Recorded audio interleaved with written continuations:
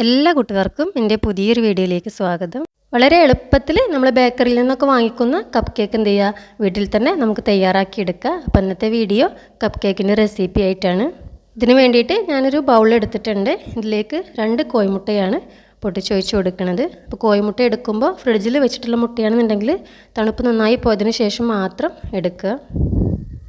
ഇനി ചേർത്തെടുക്കുന്നത് 1/4 കപ്പ് പൊടിച്ച പഞ്ചസാരയാണ്. ഇതിൻ്റെ മധുരമൊക്കെ നിങ്ങളുടെ ഇഷ്ടത്തിനനുസരിച്ച് കൂട്ടുകയോ കുറയ്ക്കുകയൊക്കെ ചെയ്യാം കേട്ടോ. ഇനി ഒരു ബീറ്റർ ഉപയോഗിച്ചിട്ട് ഇത് നന്നായിട്ട് തന്നെ ഒന്ന് ബീറ്റ് ചെയ്തെടുക്കുകയാണ്. അപ്പോൾ ബീറ്റർ കയ്യിലില്ല എന്നുണ്ടെങ്കിൽ ഒരു വിസ്ക് ഉപയോഗിച്ചിട്ട് ചെയ്തെടുത്താലും മതി. ഏകദേശം 2 മിനിറ്റ് നേരത്തേക്കൊന്ന് ബീറ്റ് ചെയ്തെടുക്കണം. ഇപ്പോൾ ദാ ഈ രീതിയിലായി കിട്ടിയിട്ടുണ്ട്. ഇനി ഇതിലേക്ക് ചേർത്തെടുക്കുന്നത് 1/4 കപ്പ് ഇളം ചൂടുള്ള പാലാണ്. ഇനി വേണ്ടത് 1/4 കപ്പ് സൺഫ്ലവർ ഓയിൽ, ഇതും കൂടെ ഇതിലേക്ക് ചേർത്ത് കൊടുക്കുക.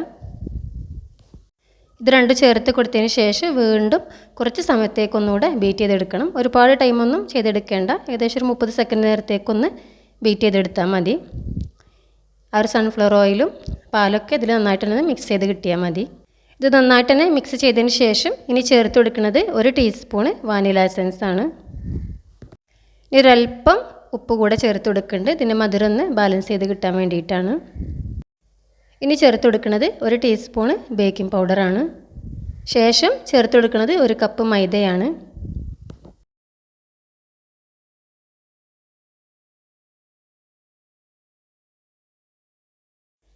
ഇതെല്ലാം ചേർത്ത് കൊടുത്തതിന് ശേഷം നന്നായിട്ടൊന്ന് മിക്സ് ചെയ്തെടുക്കണം.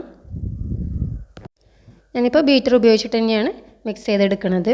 ഈ ഒരു കപ്പ് കേക്കിൻ്റെ ബാറ്റർ കുറഞ്ഞൊരു ലൂസ് കൺസിസ്റ്റൻസിയിലാണ് ഉണ്ടാവുക.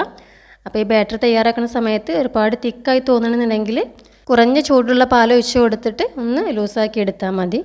അപ്പോൾ ഈ ഒരു പാകത്തിനാണ് നമ്മുടെ മാവ് ഉണ്ടായിരിക്കേണ്ടത്. ഇതിപ്പോൾ റെഡി ആയിട്ടുണ്ട്. നമുക്ക് എന്ത് ചെയ്യാം, കപ്പ് കേക്കിൻ്റെ ട്രേയിലേക്ക് ഒഴിച്ച് കൊടുക്കാം. ഞാനിതാ ഇതുപോലുള്ള ട്രേ എടുത്തിട്ടുണ്ട്. ഇതിനുള്ളിലായിട്ട് കപ്പ് കേക്കിൻ്റെ ഒരു മഫിന് വെച്ച് കൊടുക്കുകയാണ്. ഇനി ഓരോ കുഴിയിലും എന്ത് ചെയ്യുക, മാവ് ഒഴിച്ച് കൊടുക്കുക. മാവ് ഒഴിച്ച് കൊടുക്കുമ്പോൾ കുഴി നിറയെ ഒഴിച്ച് കൊടുക്കരുത്. ഇത് ബേക്ക് ചെയ്തെടുക്കുന്ന സമയത്ത് പൊങ്ങി വരും. അപ്പോൾ അതിനുള്ള സ്പേസ് വിട്ടിട്ട് വേണം മാവ് ഒഴിച്ച് കൊടുക്കാൻ വേണ്ടിയിട്ട്. ഞാനിതാ എല്ലാ കുഴിയിലും ഒഴിച്ച് കൊടുത്തിട്ടുണ്ട്.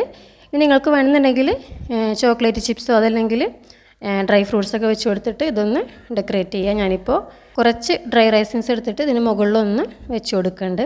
ഞാനിത് ബേക്ക് ചെയ്തെടുക്കുകയാണ്. 180 ഡിഗ്രിയിൽ ഒരു 30 മിനിറ്റ് ചെയ്തെടുത്താൽ നമ്മുടെ കപ്പ് കേക്ക് റെഡിയായി കിട്ടും. ഇതിന് പകരം നിങ്ങൾക്ക് ഗ്യാസ് സ്റ്റോവിൽ വെച്ചിട്ട് എന്ത് ചെയ്യുക, ബേക്ക് ചെയ്തെടുക്കാം. അപ്പോൾ ഇത് 30 മിനിറ്റിന് ശേഷം ഇതുപോലെ റെഡിയായി കിട്ടിയിട്ടുണ്ട്. അപ്പോൾ ഇത് വളരെ ഈസി ആയിട്ട് നമുക്ക് എന്ത് ചെയ്യുക, കപ്പ് കേക്ക് വീട്ടിൽ തന്നെ തയ്യാറാക്കിയെടുക്കുക. നിങ്ങൾക്ക് എല്ലാവർക്കും ഈ റെസിപ്പി ഇഷ്ടമെന്ന് വിചാരിക്കും. ഇഷ്ടമായാൽ തീർച്ചയായിട്ടും നിങ്ങളുടെ ഫീഡ്ബാക്ക് അറിയിക്കാൻ മറക്കരുത്. പുതിയ റെസിപ്പിയുമായി വീണ്ടും കാണാം.